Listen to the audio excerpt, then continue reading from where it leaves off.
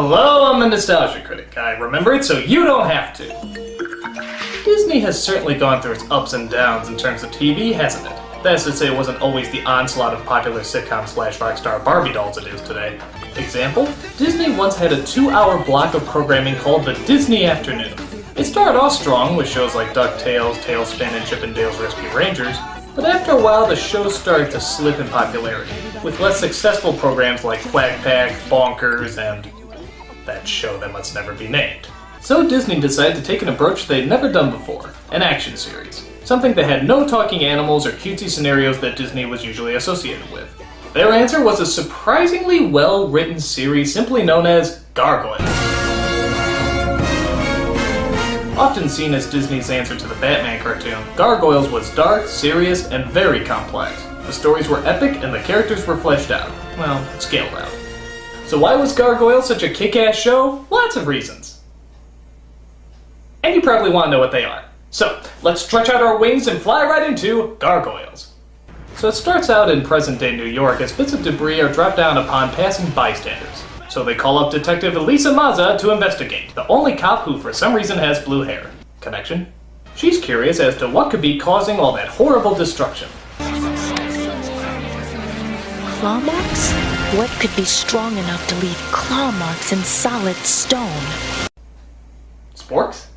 The lineage of the Sporks goes on for several eons. In fact, we predate the dinosaurs.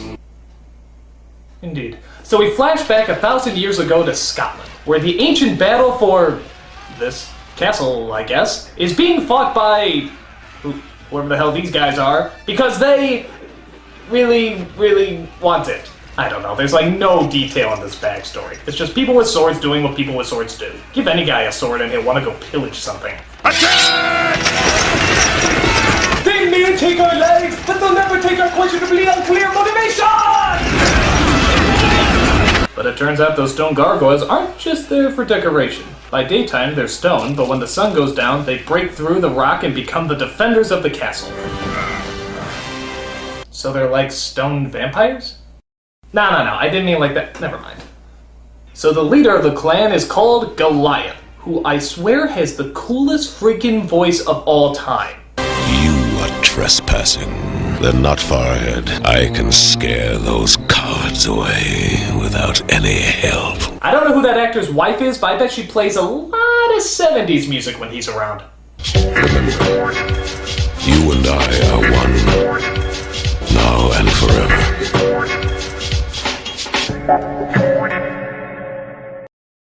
There's other gargoyles too, but for some reason they don't have names. I guess they just associate them by their common action team stereotypes. What is it?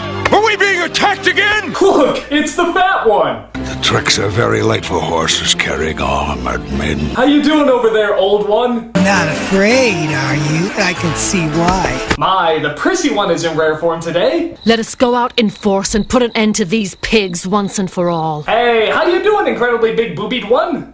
Oh, there's also a gargoyle dog. How the hell does that work? I mean, are there gargoyle cats too? My guess is it's not really a dog, but a normal gargoyle that was just born with special needs. Leave him alone, he just likes to walk like that. So I guess the castle is run by the princess, insert pretty name here. I took the liberty of asking them to appear and be recognized for their bravery. We are most seriously displeased to allow beasts in the dining hall. These are unnatural creatures. No good can come from associating with them. Except saving our asses on a daily basis. Hi? I mean, I know prejudice gets stronger the further back you go, but why do they hate these guys? They make house security systems look like the traps from Home Alone. You are as good a soldier as the Philistine giant who fought David. You do well to remember, Captain, that the biblical Goliath was also a bully and a savage. To be fair, they only eat 5 school children a week. That's not that bad. Goliath, we owe you our lives. As we owe you ours every day. But all was not meant to be. When the true mythical story continues, drug abuse and 1,000-year-old curses. For indeed there is trouble about, as Goliath's best human friend leads him away from the castle so he can sabotage the weapons. Goliath finds out too late as the sun rises and freezes our heroes. do they ever freeze in an embarrassing pose? Like one of them's just standing there taking a whiz and then suddenly, oh shit, the sun, mother! So the bad guys storm the castle, take everybody prisoner, and even destroy all the stone statues of the gargoyles. Yeah, maybe you should have, I don't know, hid yourselves or something! I mean, why display yourselves in the middle of the day in plain vulnerable sight? That's pretty cocky, guys. Do you also make taunting motions before the sun comes up? So Goliath returns and finds all his warriors smashed into cigarette butts. There's only 3 others who survived, as well as that weird gargoyle dog, because they were sealed in a hidden shelter earlier. So the gargoyles take what's left of their clan and do a hunt down for vengeance, while the bad guys talk with the princess and her wizardly Legolas impersonator. You blackguard! No! My spells! Now, which one of these fair maidens do you want? I'll take the albino. She has far more delicate features. But the princess escapes as the gargoyles fly in to whip some Viking-ish ass. Zool, motherfucker, Zool! But the wizard guy thinks the princess is dead and the gargoyles are to blame. So he casts a spell on them to turn them into stone permanently. But in actuality, Goliath saves the princess while the villains slip off a cliff to their deaths. You know, for a Disney cartoon, a lot of people sure do get the axe. This is like 5 Simba fathers and 3 Bambi mothers. I've been denied everything, even my revenge! And on top of that, I think I have a splinter! Well, at least nothing else can go wrong. Oh, God! What sorcery is this? So the wizard realizes his mistakes and regrets that he can't reverse the spell. You turned him to stone forever? The terms of the spell were that they would sleep until the castle rises above the clouds. Granted, it's a weak loophole, but it holds up nonetheless. So, yeah, it hasn't exactly been the best week for Goliath. Thus, he tells the wizard to cast his spell one last time so that he can at least be reunited with his frozen brothers. Connection? Cut to years later when a millionaire named Xanatos, played by Riker from Star Trek, actually goes to the trouble of raising the castle above the clouds, resulting in probably the most epic yawn of all time.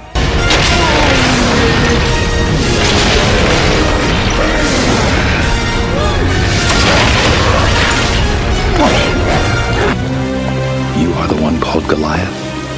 Yes. But my friends call me Go. How long has it been? This may be a shock.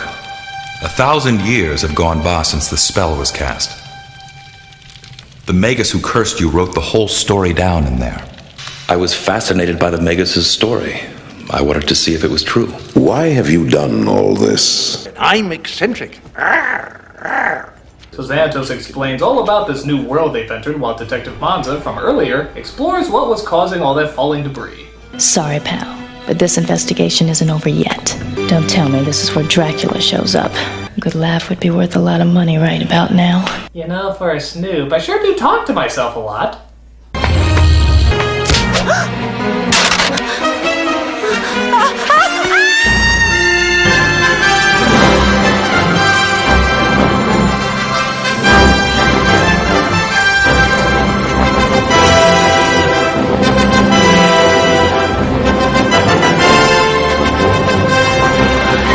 So Goliath dives down and catches her and does his best to explain who they are. My kind have no names, but you humans call me Goliath. Your kind? You mean there's more than one of you? Barely. We treat the mentally disabled one as a dog, so I don't know if that counts. So he climbs back up the building, carrying her along with him.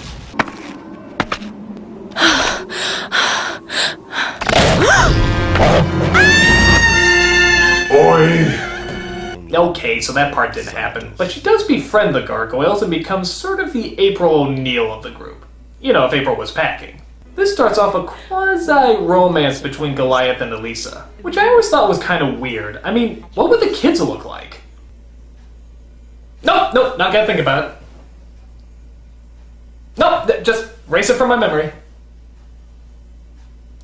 How come my mind never does what I tell it to?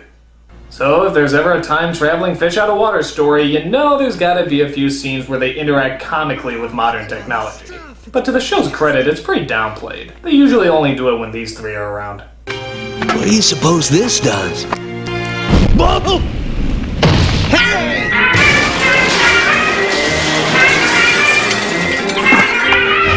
Hey, let me out!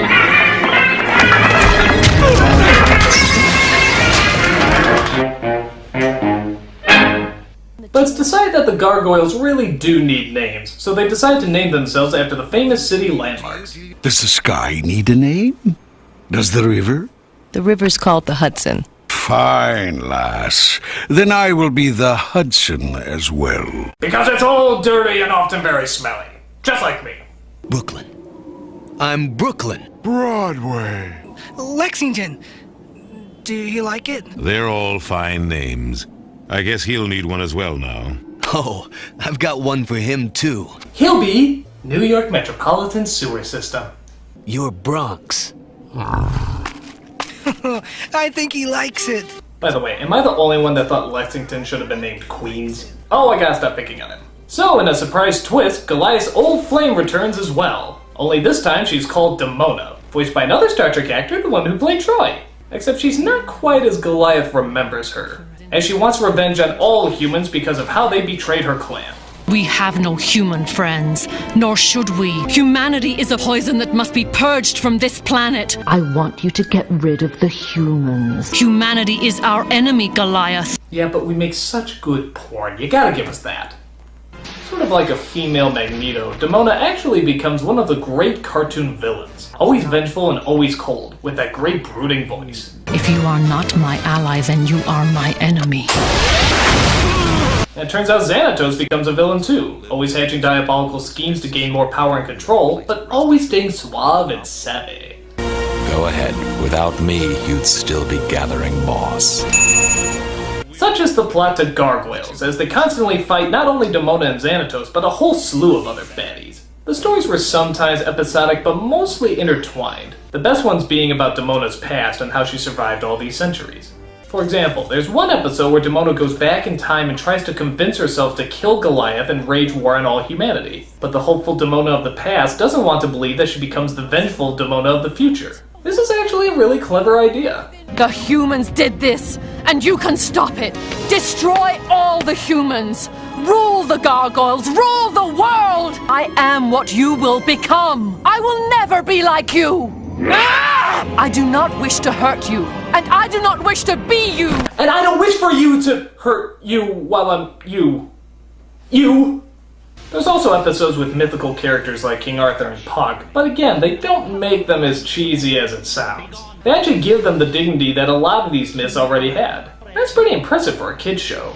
But I think my favorite episode is the one called Future Tense, where Goliath arrives in the future and all hell broke loose as Xanatos has apparently taken over. Trying to set things right, all the Gargoyles get killed and slaughtered by Xanatos' army. But then it turns out Xanatos is really a computer with all the memories of the original person. But then it turns out it wasn't Xanatos at all, it was Lexington, who's become overtaken by madness. But then it turns out it was all an illusion by Puck to try and get a mythical emblem from Goliath. And then it turns out it may or may not have been a dream. And then it turns out that Goliath is a woman. Okay, that didn't happen, but you get the idea. This show was filled with plot twists and surprise endings that actually all seemed to add up. They didn't seem forced or contrived. This just might be fun after all. Oh, by the way, did I mention that Puck is voiced by Data, also from Star Trek? Good God, they should just make the credits look like this!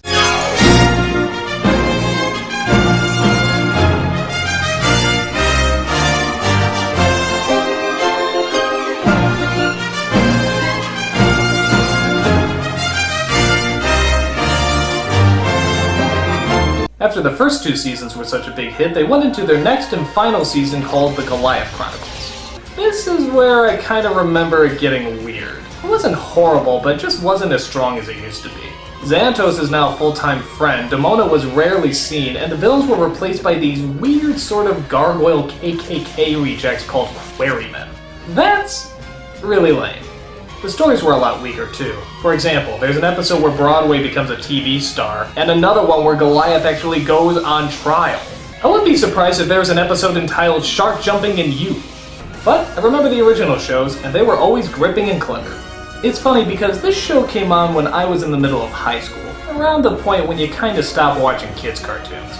So the rare time someone would mention the show, I'd be like, what? I don't know any But in secret, I would actually watch every one of them, because it was just that good. I don't know if it really changed anything in terms of kids' shows like Batman or Animaniacs, but it was certainly a welcome detour from what Disney usually did. It really stood on its own and created some really wonderful and really unique stories. Gargoyles is a blast from the past that is sure to live on in the future. I'm the Nostalgia Critic. I remember it so you don't have to.